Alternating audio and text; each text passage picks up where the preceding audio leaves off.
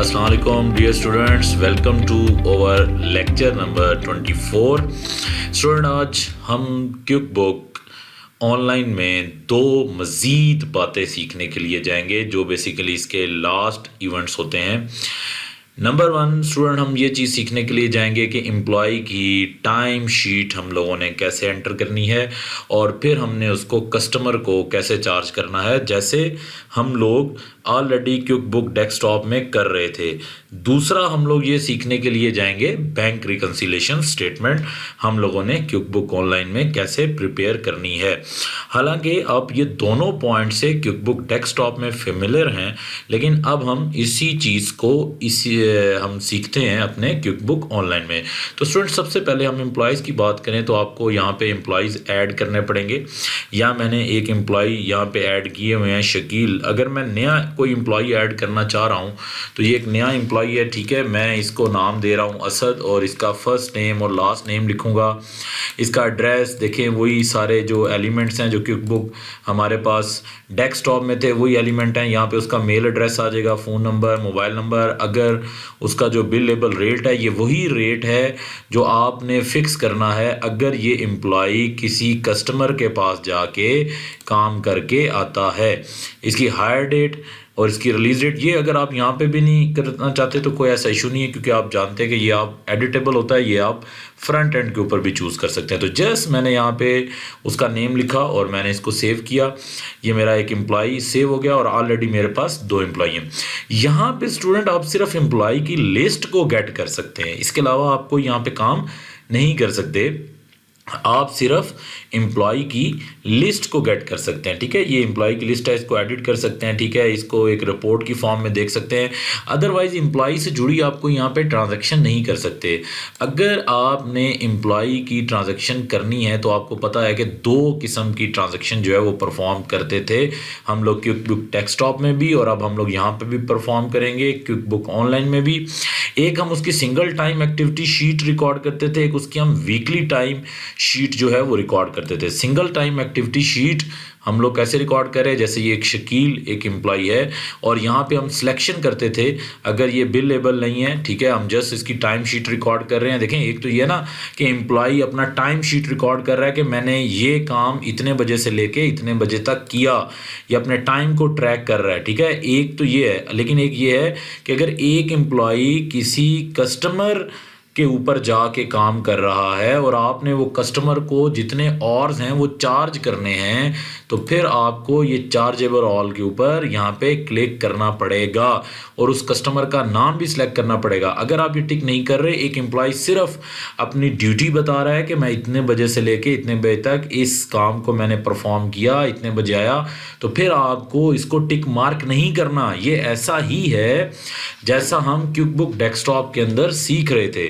तो ये एम्प्लॉय है, मैं चार्जेबल के ऊपर जा रहा हूँ, तो लेट्स सपोज कि मैं ये यहाँ पे लिख रहा हूँ कि मैं ये टेम्पूरा को चार्ज करना चाह रहा हूँ। ये कस्टमर है और बिल लेबल और है। इसकी लोकेशन अगर सेट करना चाहते हैं कर लें। क्लास सेलेक्ट कर रहा हूँ कि मैं इंस्टॉलेशन के ऊपर गया हुआ था। उसकी स्टार्ट टाइम मैं लिख रहा हूँ कि 12 बजे ये स्टार्ट हुआ। देखिए अब डेट तो मेरे पास ऑलरेडी सिलेक्ट है ना, तो अब ये रियल टाइम डेट है जब एंड होगी। तो लेट्स सपोज आज ही के दिन में ये एम्प्लॉय 4 बजे वहाँ से वापस आ गया और ये कह रहा है कि समरी ऑफ 4 और 0। क्यों?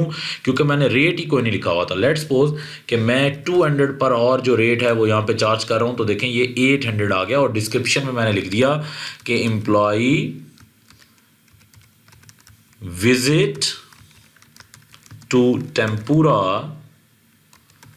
For machine installation on customer request. Customer के रिक्वेस्ट के ऊपर ये गया, ठीक है। सेफ एंड क्लोज कर दिया और अगर सेफ एंड न्यू करना है तो इसके ऊपर जाऊंगा, तो मैं यहाँ सेफ एंड क्लोज कर रहा हूँ। अब ये देखिए स्टूडेंट, ये इसकी टाइम शीट एंटर हो चुकी है इस एम्प्लॉय की। और अगर आप यहाँ से रिपोर्ट की फॉर्म में भी देखना सकते हैं, जिस तरह मैंने शकील की टाइम शीट एंटर की, तो आप इसको रिपोर्ट की फॉर्म में भी यहाँ पे देख सकते हैं कि शकील के ने कितने जो ऑर्स हैं वो यूटिलाइज किए हुए हैं। यहाँ पे इसकी कंप्लीट टाइम शीट आपके सामने आ जाएगी। ये आपके सामने नज़र आ रहा है कि शकील ने ये डिस्क्रिप्शन भी आ रही है कि टेम्पूरा को विजिट किया है 200 के रेट के हिसाब से 4 और ठीक है। बिल लेबल है ये 800 रुपया बनता है। बिल लेबल से मुराद है कि इसका मैंने बिल टेम्पूरा को भेजना है। अब आपको पता है स्टूडेंट, एक तो आप सिंगल एक्टिविटी की शीट भी ऐड कर सकते हैं। इसके अलावा आप सबको पता है कि आप वीकली टाइम शीट भी मैनेज कर सकते हैं। पूरे वीक की भी आप टाइम शीट जो है यहाँ पे मैनेज कर सकते हैं। जैसे ये एक शकील एम्प्लॉई है, उसके पूरे वीक की टाइम शीट जो है वो मैं मैनेज कर सकता हूँ, ठीक है। और पिछली टाइम शीट भी कॉपी कर सकता हूँ। क्या पता उसने प्रीवियस वही काम किया हो जो इस दफ़ा काम किया हो। तो अगर वो पूरे टाइम शीट यहाँ पे बना रहा है, देखें ये वीक कब से शुरू हो रहा है, 7 जून से लेके 13 जून तक। और वो ये बात कह रहा है कि मैं इस दिन मैंने उसे क्या कहते हैं 8 आवर्स काम किया, इस दिन मैंने 7 आवर्स काम किया, इस दिन मैंने 6 आवर्स काम किया, इस दिन मैंने 4 आवर्स, इस दिन मैंने 9 आवर्स, इस दिन मैंने 12 आवर्स, और इस दिन मैंने उसे क्या कहते हैं 5 आवर्स। एक तो आप इस तरह भी ये मैनुअल शीट बना सकते हैं। लेकिन अगर आप सिंगल एक्टिविटी की शीट बना रहे होंगे ना, तो स्टूडेंट ये ऑटोमेटिकली अपडेट हो रही होगी। नीड ही नहीं है आपको यहाँ पे कैलकुलेशन करने की। जब आपका एम्प्लॉय आ रहा है, आपको अपने अटेंडेंस शीट बता रहा है कि मैं इतने बजे आ रहा हूँ, इतने बजे जा रहा हूँ, ये काम मैं कर रहा हूँ, तो उसकी ये शीट खुद ब खुद अपडेट हो रही होगी। आपको इस पर अपडेट करने की ज़रूरत नहीं है। यहाँ से आप कस्टमर भी चूज़ करेंगे। अगर बिलेबल है, अगर वैसी है तो फिर तो नहीं। अगर ये सारे के सारे उसके और बिल करने हैं किसी कस्टमर को, तो फिर तो आपको चूज़ करना पड़ेगा। तो इस तरह आप इसकी कंप्लीट जो है वो एक वीकली टाइम शीट को भी आप प्रिपेयर उसे क्या कहते हैं कर सकते हैं। तो यहाँ पे वो कह रहा है कि you must select a customer is not on the list, you can add it by tapping the name and press enter. तो हम बिल लेबल मैंने उसको टिक किया हुआ था ना, तो वो कस्टमर्स की सिलेक्शन की बात कर रहा था। तो मैं इन सब पे बिल लेबल को जो है वो रिमूव कर देता हूँ। तो अब ये देखें ये टाइम शीट क्या होगी, सेव होगी, क्योंकि बिल लेबल अगर टिक हुआ हो तो वो आपसे कस्टमर की डिमांड जो है वो करता है। तो शकील की टाइम शीट सेव हो चुकी है। अब मैंने जो टेम्पूरा को ये और चार्ज करने थे, अब मैं उसकी तरफ जा रहा हूँ। ज़रा सब देखिएगा स्टूडेंट, अब मैं उसकी तरफ कैसे जा रहा हूँ। मैं यहाँ पे सबसे पहले कस्टमर में जाऊँगा, उसी तरह आप जिस तरह पहले क्विक बुक डेस्कटॉप में कर रहे थे, और जाऊँगा टेम्पूरा के हेड में। और टेम्पूरा के हेड में जब मैं जाऊँगा तो लुक एट दैट, यहाँ वो खुद मुझे बता रहा है कि इसको एक टाइम चार्ज करने वाला पड़ा हुआ है, इसका स्टेटस ओपन है, पेंडिंग है। मैंने यहाँ पे कुछ भी नहीं, मुझे नीड ही नहीं है इधर उधर जाने की, ये मेरे सामने अवेलेबल है। ये क्रिएट इनवाइस का बटन है, यहाँ पे मैं क्रिएट इनवाइस को सिलेक्ट करूँगा, और टॉप से भी मैं इस चीज़ को मैनेज कर सकता हूँ, यहाँ से भी कर सकता हूँ। तो जैसे ही मैं यहाँ पे टॉप पे गया तो देखें ये ऑटोमेटिकली उसने सब कुछ यहाँ पे शिफ्ट कर दिया। एक्सक्लूसिव ऑफ टैक्स है, और जस्ट मैंने सेफ एंड क्लोज के ऊपर जो है वो क्लिक कर दिया, ठीक है। वो कह रहा है make sure all transaction have a sale tax rate before. मैं यहाँ पे इसको भाई आउट ऑफ स्कोप टैक्स कर देता हूँ, क्योंकि मैंने टैक्स लगाया हुआ था ना, तो मेरे से टैक्स मांग रहा है, तो मुझे अब आउट ऑफ स्कोप टैक्स करना पड़ेगा, क्योंकि ये टैक्स के अंदर नहीं है। तो मैंने सेफ एंड क्लोज किया, और ये देखें ये इनवाइस मेरी क्या हो गई, सेव हो गई। अब ये कस्टमर का बैलेंस आ गया 800 रुपीज़। आप यहाँ से भी टाइम शीट देके चार्ज कर सकते हैं, यहाँ से भी चार्ज कर सकते हैं, कस्टमर में जाके डायरेक्ट उस कस्टमर को भी चार्ज कर सकते हैं। यहाँ टाइम एक्टिविटी में जाएंगे, देखें अब आपको कस्टमर एंटर करने की ज़रूरत ही नहीं है, यहाँ से भी आप डायरेक्ट चार्ज कर सकते हैं। आप यहाँ पे चार्ज नहीं करना चाहते, ये दो आपके एम्प्लॉयज़ के हेड में बटन पड़े हैं, आप यहाँ से भी चार्ज कर सकते हैं। और एक एम्प्लॉय की मुकम्मल टाइम शीट आपने निकालनी है, तो उस एम्प्लॉय पे जाके आपने यहाँ पे एडिट के साथ जो एरो है उस पर क्लिक करके रिपोर्ट को रन कर देना है। तो कंप्लीटली तौर पे आपको पता लग जाएगा कि ये एम्प्लॉई की ओवरऑल टाइम शीट या टाइम अटेंडेंस हमारे पास क्या आ रही है और कितनी बन रही है। तो ये देखें ये आपके सामने अवेलेबल है जो सारी की सारी। ये तो मैंने यहाँ पे इनको चार्ज ही नहीं किया था ना, तो वो कह रहा है दैट्स वाई नॉट स्पेसिफिक। ये तो मैंने चार्ज ही नहीं किया था 7 का। तो डेट ऊपर देखें, आप देखें मैंने तो 13 तक ऑलरेडी फीड किया हुआ है। तो अगर मैं 13 तक ये शीट निकालूं और इस रिपोर्ट को रन करूं तो 13 तक देखें वो शकील के जो मैंने और सेट किए थे वो यस आ रहे हैं। टोटल 51 ऑर्स हैं। क्योंकि ये बिल लेबल नहीं था दैट्स वाई ये मुझे नो का साइन दे रहा है। तो प्लीज़ इसको देखें कि आप इसका कंपैरिजन अगर करें बिल्कुल अपने क्विक बुक डेस्कटॉप के साथ, तो यही चीज़ें हमारे पास जर्नली जो हैं वो अवेलेबल हैं। तो अब हम उससे क्या कहते हैं स्टूडेंट, बैंक रिकन्सिलेशन की तरफ बढ़ रहे हैं, जो हमारे लिए एक बहुत इंपॉर्टेंट पॉइंट है। तो बैंक रिकन्सिलेशन की तरफ जाने से पहले मैं ट्रांजैक्शंस का इन करूंगा बैंक में, ताकि मैं आपको आउटस्टैंडिंग लॉजमेंट्स और अनप्रेजेंटेड चेक्स के बारे में समझा सकूं, जैसा मैंने वहां पे भी समझाया था। तो अभी हम उसकी तरफ मूव कर रहे हैं, तो आए ज़रा हम उस सिचुएशन की तरफ मूव करते हैं, ठीक है जी। स्टूडेंट रिकन्सिलेशन को परफेक्ट सिखाने के लिए मैं अब आपको एक बैंक अकाउंट क्रिएट करूंगा, एक नया बैंक अकाउंट HBL के नाम से, और उसमें मैं सारे के सारे पैसे ट्रांसफ़र करूंगा, ताकि आपको उस चीज़ के जो है वो क्लियर कट समझ आए, ठीक है।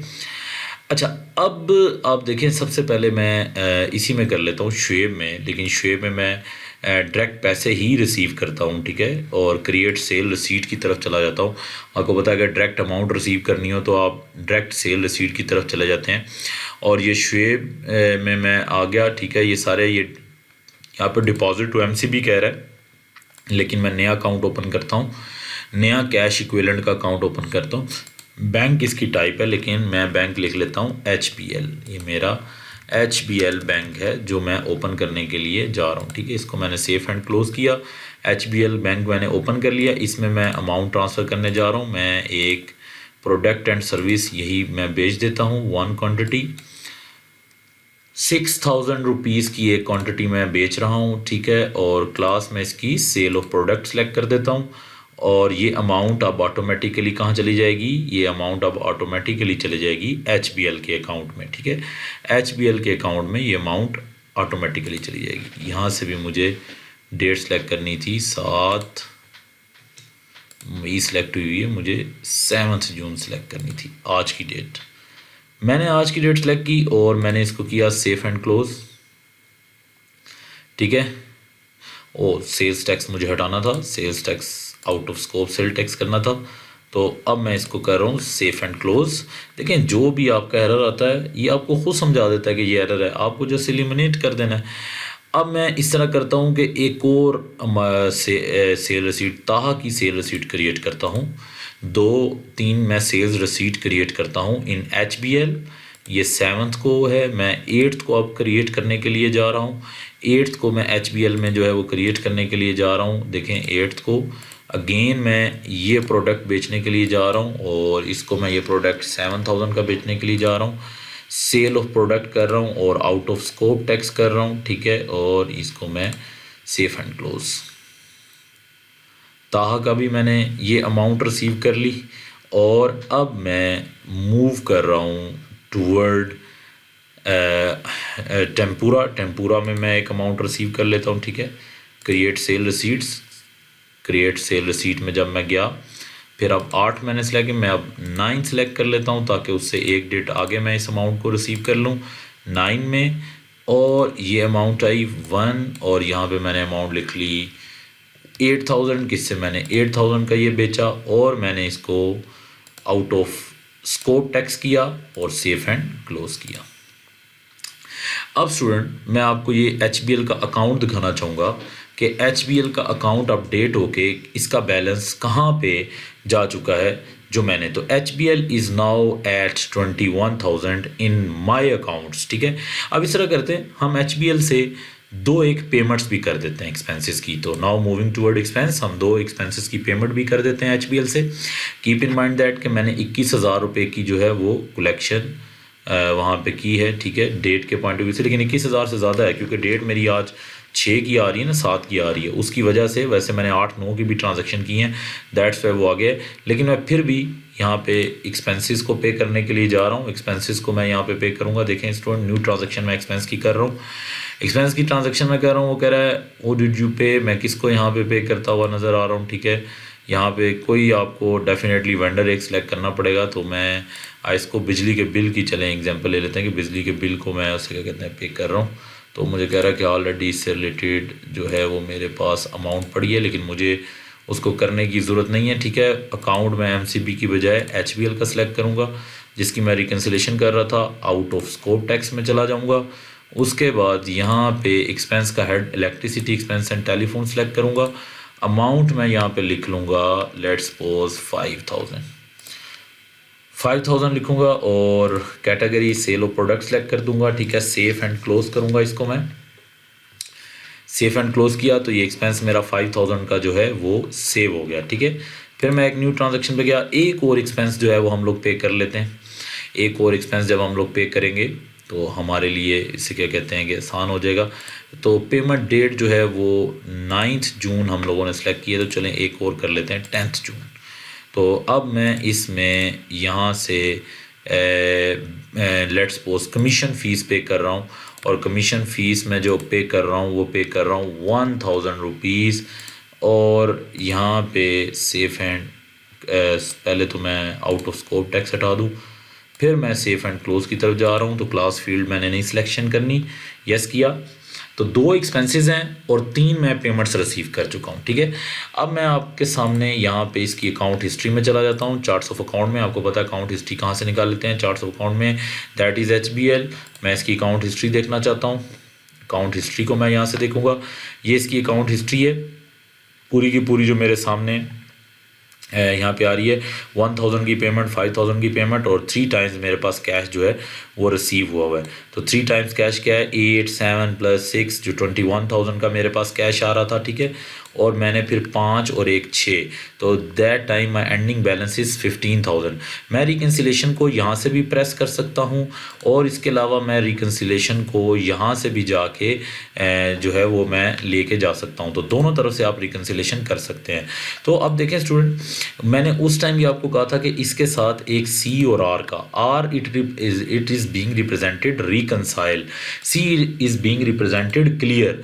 अगर आपकी तरफ से ये चीज़ जा चुकी है तो आप क्लियर को C को लिख रहे होते हैं और R को आप रिप्रेजेंट कर रहे होते हैं रिकन्साइल से। लेकिन अभी जब मैं रिकन्सिलेशन रिपोर्ट बनाऊंगा तो आप देखिएगा कि ये खुद ब खुद ये सारी अमाउंट जो है वो R की तौर पे जो है वो रिप्रेजेंट हो जाएगी। लेकिन मुझे ऐसा करने की ज़रूरत ही नहीं है, इसको एडिट करने की ज़रूरत ही नहीं है, ठीक है। तो मैं यहीं से रिकन्साइल की तरफ जा रहा हूँ, ये ऑटोमेटिकली रिकन्साइल हो जाएगी।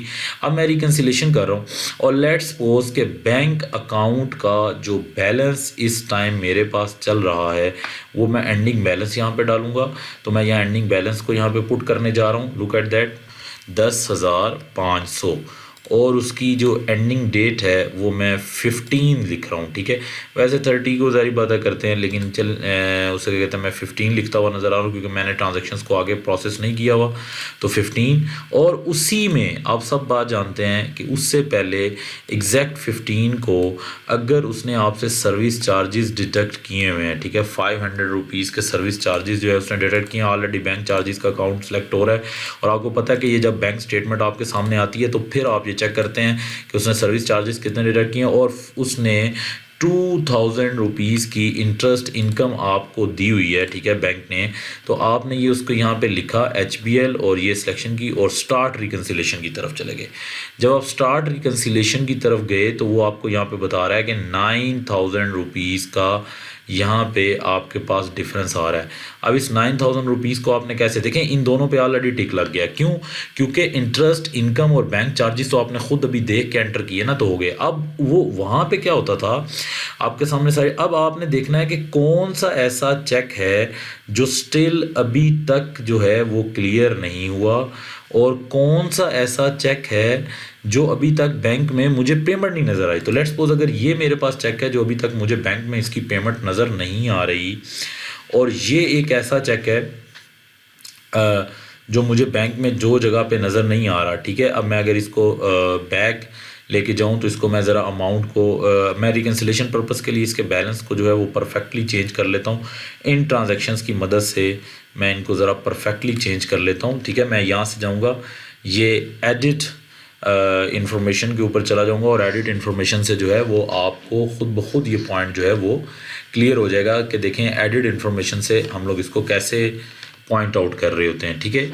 ये देखिएगा ज़रा, यहाँ से आप एडिट इन्फॉर्मेशन कर सकते हैं ना, बैलेंस अब अपना जो है वो चेंज कर सकते हैं। तो बैलेंस मैं अपना जो है वो लिखने जा रहा हूँ 9500, ठीक है। अब ये मेरे पास डिफरेंस रह गया 8000 का,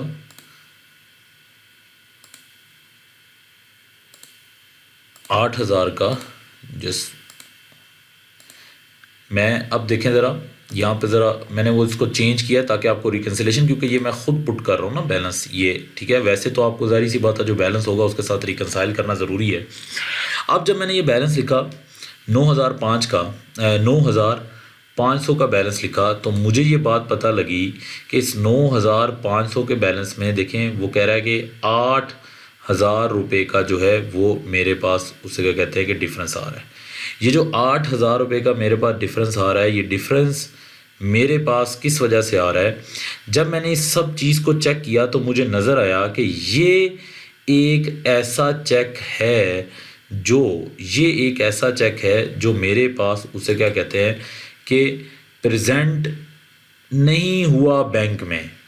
तो मैंने इसके ऊपर उसे क्या कहते हैं कि टिक मार्क किया। मैंने वहाँ पे भी आप लोगों को ये चीज़ सिखाई थी ना कि आपने वहाँ पे टिक मार्क करना है उन सारे एलिमेंट्स के ऊपर, उन सारे चेक्स के ऊपर जो चेक आपके प्रेजेंट हो चुके हैं, ठीक है। आपने उनके ऊपर क्या करना है, टिक मार्क करते हुए यहाँ पे नज़र आना है जो चेक आपको क्या हो चुके हैं, प्रेजेंट वहाँ पे डेफिनेटली हो चुके हैं, वो जो चेक आपके पास वहाँ पे जा चुके हैं। जस्ट इसको आप लोग क्लियर करें जी स्टूडेंट। तो स्टूडेंट आपने उसके ऊपर टिक मार्क करना है। आपको पता है कि जो चेक आपको बैंक स्टेटमेंट में नज़र आ रहे हैं, तो मुझे ये 6000 की भी लेट्स सपोज डिपॉजिट स्लिप नज़र आ रही है, लेट्स सपोज मुझे 8000 की भी डिपॉजिट स्लिप नज़र आ रही है, लेट्स सपोज मुझे 5000 रुपये की भी डिपॉजिट पेमेंट स्लिप नज़र आ रही है। मुझे ये दो चेक नज़र नहीं आ रहे, एक 7000 रुपये का जो मुझे तहा ने दिया, एक 1000 रुपये का जो कमीशन है, एक्सपेंस इनकम है। आपको पता है जो 7000 रुपये का चेक है ये अनक्लियर्ड चेक कहलाता है, और जो 1000 रुपये का है ये मेरे पास अनप्रेजेंटेड चेक कहलाता है। तो देखें मेरा ऊपर रिकन्सिलेशन डिफरेंस क्या हो गया, 0। तो आपने उन अमाउंट्स पे चेक मार्क करना है, टिक करना है जो अमाउंट्स आपको नज़र आ रही हैं कि ये अमाउंट्स आपकी बैंक में जा चुकी हैं, ये अमाउंट्स आपको बैंक में नज़र आ चुकी हैं, ठीक है। आपने जस्ट उन पे यहाँ पे क्या करना है, चेक मार्क करना है। तो जैसे ही आपने चेक मार्क किया देखें वो डिफरेंस क्लियर हो गया। और एक बात, अगर पूरा बैंक स्टेटमेंट चेक करके भी आपको डिफरेंस नहीं ख़त्म कर सकते, तो स्टूडेंट उसी तरह आपने उस डिफरेंस को रिकन्सिलेशन एडजस्टमेंट में डाल देना है, बाद में आप उसकी एंट्री कर लेंगे। लेकिन यहाँ पे देखें मैंने रिकन्सिलेशन, तो यहाँ पे तो देखें बहुत आसान है, एक ही के अंदर विंडो है कि आपके सामने बैंक स्टेटमेंट पड़ी हुई है, आप टिक करते जा रहे हैं कि जी मुझे 6000 का भी चेक नज़र आ गया, मुझे 5 का भी आ गया, मुझे 8 का भी आ गया, 2 और 5 तो पहले ही एडजस्ट हो चुके हैं, 7 और 1 ऐसे हैं कि ये मेरे पास तो लिखे हुए हैं लेकिन बैंक में मुझे नज़र नहीं आ रहे। 7000 रुपया बैंक ने मुझे यहाँ पे दिया है, लेकिन मुझे उसे क्या कहते हैं कि मेरे पास तो लिखा हुआ है लेकिन बैंक में मुझे नज़र नहीं आ रहा, तो मैंने इसको टिक मार्क नहीं किया। दैट्स वाई मेरे पास बैंक में जो बैलेंस है वो 10,000 क्या चल रहा है, 500 चल रहा है, लेकिन ओरिजिनली मेरे पास बैलेंस जो है वो 15,000 है। लेकिन मैंने इसको रिकन्साइल किया कि वो सिर्फ इस वजह से है कि एक चेक मेरा अनक्लियर्ड चेक है, एक चेक मेरा अनडिपॉजिट चेक है। तो अब ज़रा देखिए जब मैं इसको फिनिश नाउ की तरफ जा रहा हूँ तो इससे देखिए ये 3 है, वो कह रहा है सेव फॉर लेटर, ठीक है, बाद में क्लियर करना चाहते हैं, अभी क्लोज कर दें विदाउट सेविंग, या बिल्कुल अभी फिनिश नाउ कर दें। तो मैंने फिनिश नाउ कर दिया, क्यों, क्योंकि डिफरेंस ही क्या आ गया, 0। तो वो कह रहा है कि your reconciliation this account has been done. तो मैं जस्ट इसकी रिपोर्ट को देख लूँगा, view reconciliation report, look at that. इसकी रिकन्सिलेशन रिपोर्ट देखें, रिकन्साइल बाय वकास अर्शद, जिसमें स्टेटमेंट बिगनिंग बैलेंस कुछ नहीं था। देखें सर्विस चार्जेस, इंटरेस्ट इनकम, और क्या लिख रहा है, check and payment cleared -5000, deposit and other credit 14,000, तो 10,500। और वो खुद कह रहा है कि अनक्लियर्ड चेक मेरे पास यहाँ पे 6,000 से है, और रजिस्टर्ड बैलेंस मेरे पास क्या है, 16,500 चल रहा है, ठीक है। ये देखें ये कंप्लीट उसने एडिशनल इन्फॉर्मेशन दे दी कि अनक्लियर्ड चेक एक 1000 से भी चल रहा है, और अनक्लियर्ड डिपॉजिट एक मेरे पास 7000 से चल रहा है। यानी कि ये 2 ऐसे चेक हैं जो मेरे पास यहाँ पे पड़े हुए हैं। जब आप अगले मंथ की बैंक रिकन्सिलेशन स्टेटमेंट बनाएंगे, अगले मंथ को रिकन्साइल करेंगे, तो मैं यहाँ पे दिखाऊँ ये पिछले दोनों चेक आपको दोबारा मिलेंगे। आप यहाँ पे समरी में जाएँ तो आपको ये समरी भी यहाँ पे कम्प्लीटली तौर पर उसे क्या कहते हैं कि दिखा रहा होगा, ठीक है। मैं यहाँ पे अगर दोबारा से रिकन्साइल के ऑप्शन में जाऊं तो लुक एट दैट, मैं दोबारा से रिकन्साइल के ऑप्शन में जाऊं तो रिकन्साइल के ऑप्शन में अगर मैं दोबारा से HBL की रिकन्सिलेशन को यहाँ पे प्रोसेस करना चाहूँ, ठीक है, ये स्टेटमेंट एंडिंग डेट आ रही है, लेकिन मैं दोबारा से इसको प्रोसेस करना चाहूँ तो रिकन्साइल है, वो कह रहा है HBL, ठीक है, और वो कह रहा है लास्ट इस टाइम है, अब इसका बिगनिंग बैलेंस आ रहा है। अब मैं इसका यहाँ पे एंडिंग बैलेंस जस्ट आपको दिखाने के लिए लिख रहा हूँ 3000 और एंडिंग डेट इसकी मैं जो लिख रहा हूँ वो नेक्स्ट आगे 30 जून लिख रहा हूँ और स्टार्ट रिकन्सिलेशन में जा रहा हूँ। और मैं अभी आपको दिखाना चाहता हूँ कि जो पिछले चेक हैं वो आपके वैसे के वैसे ही मेरे पास जो है वो प्रोसेस होते हुए आ जाएंगे। ज़रा देखें, स्टार्ट रिकन्सिलेशन में गए तो ये देखें वो दोनों चेक जो मैंने उस टाइम टिक मार्क नहीं किए थे वो चेक स्टिल मेरे पास पड़े हैं। इसका मतलब है वो फिर मेरे से पूछ रहा है कि क्या ये चेक इस दफ़ा आया है या नहीं आया, क्या ये चेक इस दफ़ा पेमेंट में आया या नहीं आया। तो मुझे फिर उसके ऊपर करना पड़ेगा दोबारा से। और ज़रा आप देखें कि आप मेरे पास डिफरेंस रिकनसाइल नहीं हो रहा क्योंकि मैंने अपने से बैलेंस पुट किया, नहीं हो रहा। तो आप देखें उसने आपको फिनिश का ऑप्शन भी नहीं दिया, लेकिन फिर भी आप फिनिश करना चाहते हैं तो आप फिनिश करेंगे और आपका ये डिफरेंस आपको पता है कि अनरिकनसाइल्ड डिफरेंस में एक एडजस्टिंग एंट्री के तौर पे चला जाएगा। आप कर सकते हैं और ये तब पॉसिबल होता है जब आपको पता ही ना हो कि पेमेंट आपके पास बैंक में कहाँ से आई है। तो अगर आपको क्विकबुक डेस्कटॉप की स्टूडेंट पेमेंट्स का क्लियर कट अंदाज़ा है, आप प्रीवियस रिपोर्ट भी देख सकते हैं, रिकन्सिलेशन रिपोर्ट भी देख सकते हैं, तो फिर आपके लिए ये बहुत आसान है कि आप यहाँ से भी अपने ओवरऑल उस चीज़ को समझ सकते हैं। और आपके लिए देखें ये लास्ट स्टेटमेंट वो कह रहा है जो आपके पास हुई थी वो आप बिल्कुल देख सकते हैं कि क्या हमारे पास रिकन्सिलेशन थी। यहाँ से आप एवरी रिपोर्ट का इसका प्रिंट भी ले सकते हैं और ये देख सकते हैं कि कौन कौन सा चेक आउटस्टैंडिंग लॉजमेंट में पड़ा था और कौन कौन सा चेक मेरे पास अनप्रेजेंटेड चेक में पड़ा था। तो क्विकबुक डेस्कटॉप और क्विकबुक ऑनलाइन में उस लिहाज से हमारे पास रिकन्सिलेशन में कोई भी डिफरेंस नहीं आ रहा, ठीक है।